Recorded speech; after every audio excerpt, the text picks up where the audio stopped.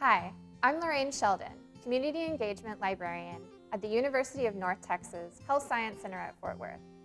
Today we're going to do a video on how to store food properly so that it extends its life and prevents food waste. We're going to look at 4 different areas to store your food, including your fridge, your freezer, your counter, and your pantry. Let's get started.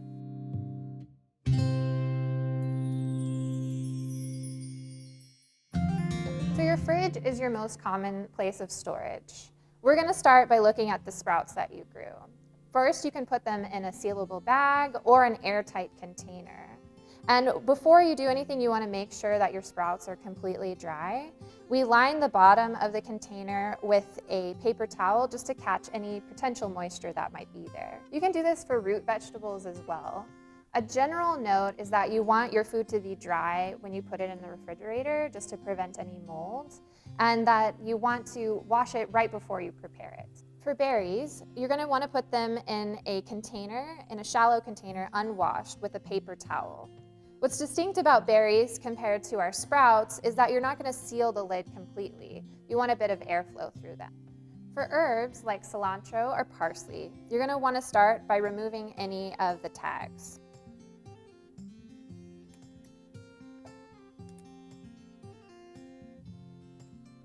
Then you'll take the parsley and you'll put it in a glass of water. What helps is putting a bag over your herbs, and then you can place it anywhere in your fridge, and it'll last even longer. For woody herbs like sage or rosemary, it's slightly different. You'll start again by removing any tags or binding. And this time you'll put it in an airtight container with a damp cloth.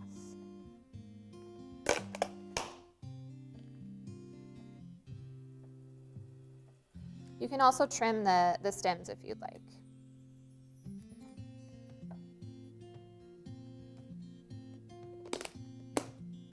For leafy greens like lettuce or collard greens, you're going to do a similar process as you did with your sage. But instead of wrapping it in the wet towel, you're going to line the container with the damp towel. Finally, some other food items like peppers, cucumbers, cabbage, broccoli can be stored in your crisper. The crisper is a special place in your refrigerator that has a higher humidity, which means that your vegetables won't lose as much moisture.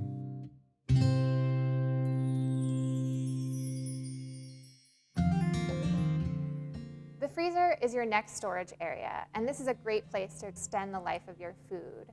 What you want to do is look at your food labels and see how long you can store it. If there's any doubt that your food has spoiled, it's best to dispose of it. So let's look at some common times you can put food in the freezer. Uncooked red meat can be stored 4 to 12 months. Uncooked poultry can be stored 9 to 12 months. Vegetables up to 12 months. Fruit up to 6 months. Soup, stews, and casseroles can be stored up to 2 to 3 months.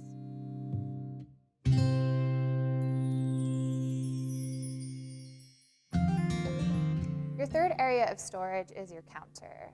For produce like tomatoes, avocados, stone fruit, melon, you're going to want to let them ripen on your counter and then put them into the fridge.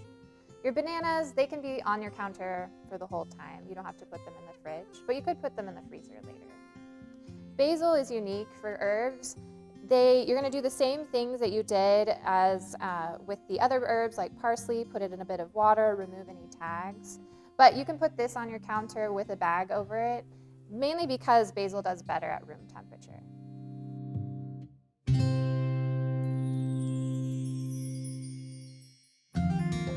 The last area of storage is your pantry. We're going to talk about potatoes and onions specifically. With potatoes, you're going to store them loosely in your pantry, preferably in a dark place. Onions are similar. What you want to do is separate them because onions actually off gas, which cause your potatoes to ripen faster. We hope you've enjoyed this video. Thank you so much for watching. For more information about how to store your food, you can visit the library's Sprouting Change website, library.unthsc.edu/sproutingchange.